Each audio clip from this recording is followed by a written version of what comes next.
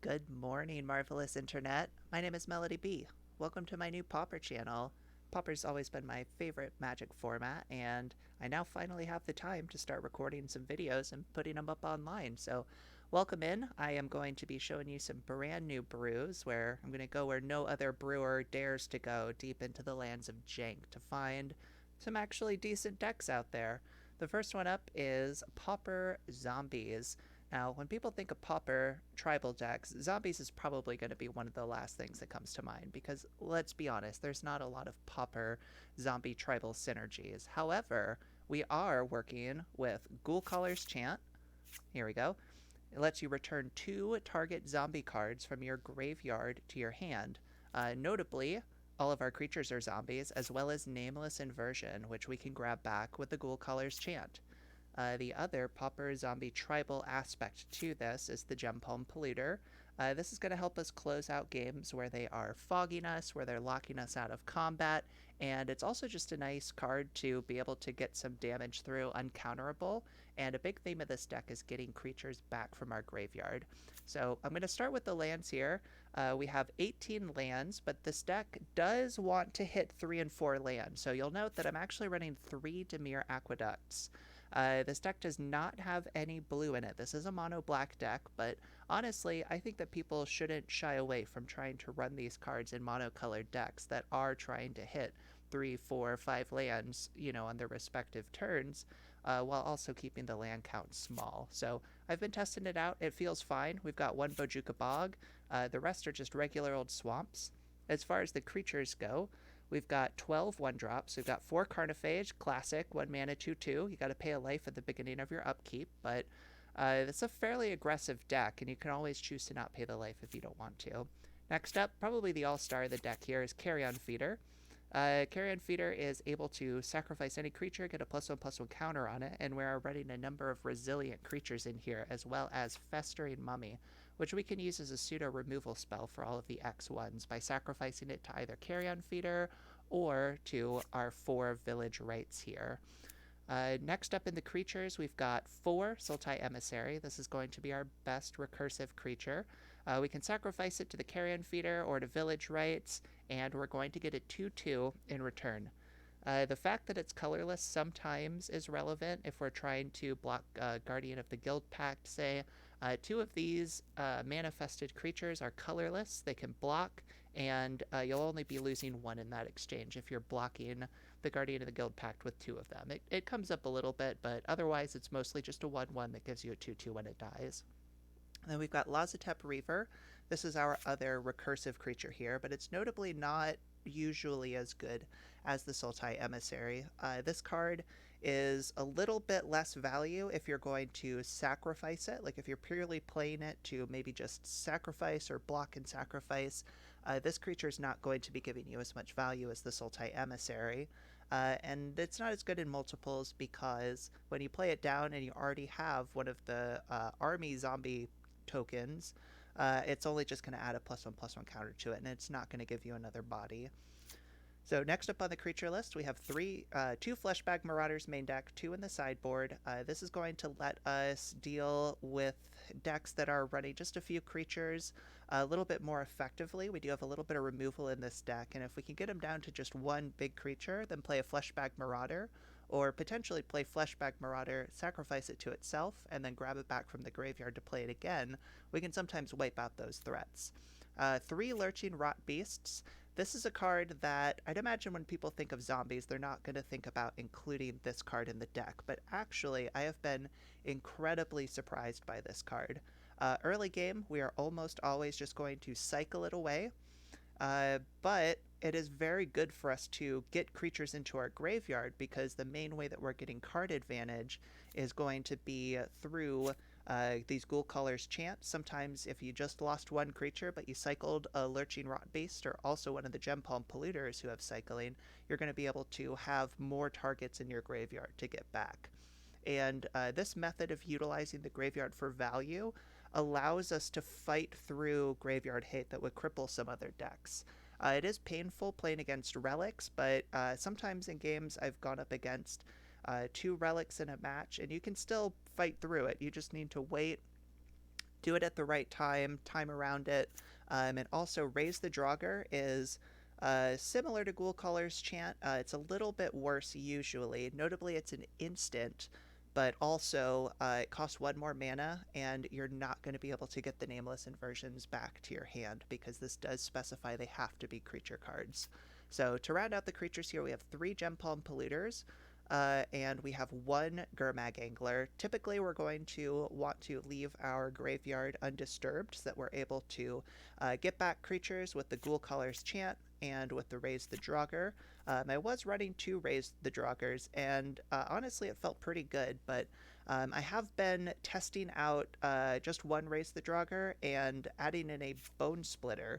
Bonesplitter is great with our recursive creatures. You know, if we just have a Sultai Emissary, normally it's just a 1/1. If we throw this on it, all of a sudden it becomes a 3/1, and its token becomes a 4/2, and all of a sudden we can start doing some more damage, we can have some more profitable blocks, and 1 Sylvok Lifestaff. I'm doing the 1/1 split because Sylvok Lifestaff kind of rolls off in effectiveness the more that you draw if you're not having a way to kind of cheat on mana to be able to pay for the equip costs. So Bonesplitter is going to be a little bit more aggressive, and Sylvok Lifestaff is going to be a little bit more defensive while also providing a little bit of offense.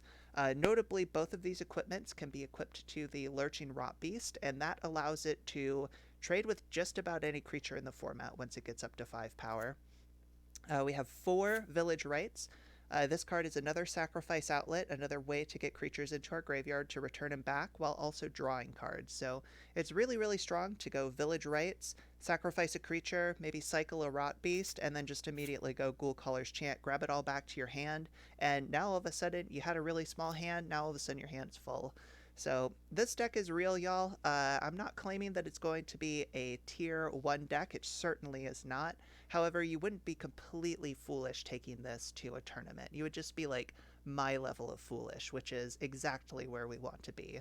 Last cards in the deck here, we got 2 Defiles and 2 Nameless Inversions. These are our 4 main deck removal spells, as well as the Fleshbag Marauders if you want to count them. Over in the sideboard here, we do have some more removal options. We can bring in 2 cast downs, just some generic creature removal if they're going to be playing some big creatures or problematic creatures that we're going to anticipate being able to kill with cast down. Going to want to bring those in. Feed the Swarm can also get creatures, and notably enchantments, which is something that Black usually really, really struggles with. So if we're going up against Boggles or White Heroic, we are going to want to bring in the 2 Feed the Swarms as well as our other 2 Fleshbag Marauders, which is going to let us make them sacrifice their creatures away. Potentially kill, sometimes they'll make little tokens. We can kill those little tokens, and then we can make them sacrifice their creature. We can use Feed the Swarm. Unfortunately, not an instant, so we can't really do any combat tricks with it, but we can blow up an Armadillo Cloak. We can blow up an Ethereal Armor. And get all those big enchantments.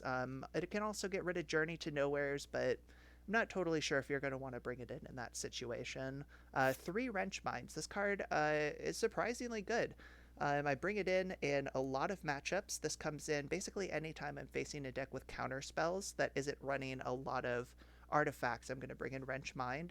A lot of times they'll like leave up mana for a counter spell. Sometimes you can just jam something small into that counter spell and then make them discard 2 more cards, and then all of a sudden you're looking really good for a few turns. Also bring this in against Burn.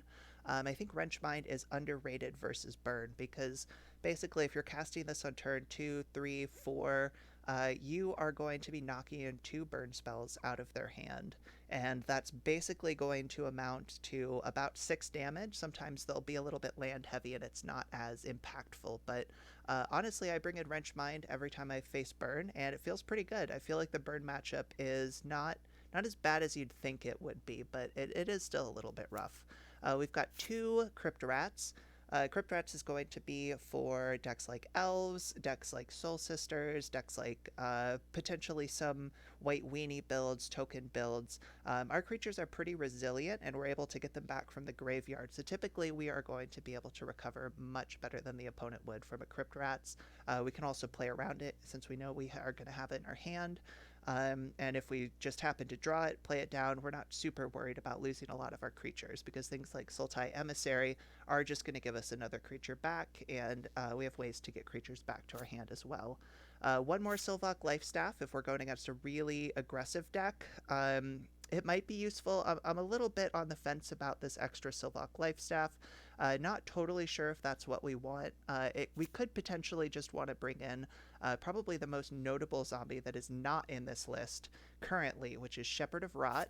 Lets you, for 2 mana, 1/1 zombie. You can tap it. Each player loses 1 life for each zombie on the battlefield.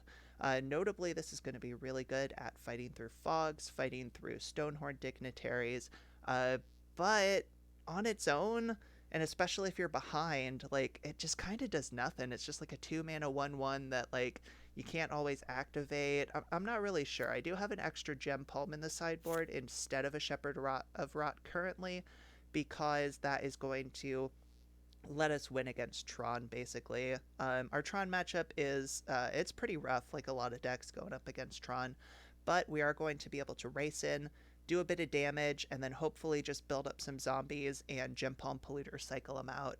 We can also get these back to our hands to recycle them.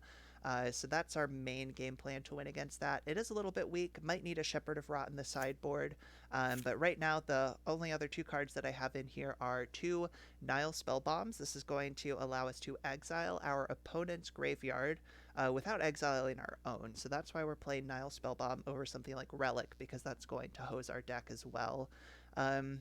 So honestly, this deck feels pretty good. I've been running pretty hot with it. I think it would be a fine deck to take to a competitive event. It definitely requires some practice playing it. It is a pretty complicated deck to play in terms of all the different lines of play, but give it a spin, see what you think. Hopefully I'll be having some gameplay videos coming out here soon with this deck. Hope you enjoyed, and I will see you in the next video.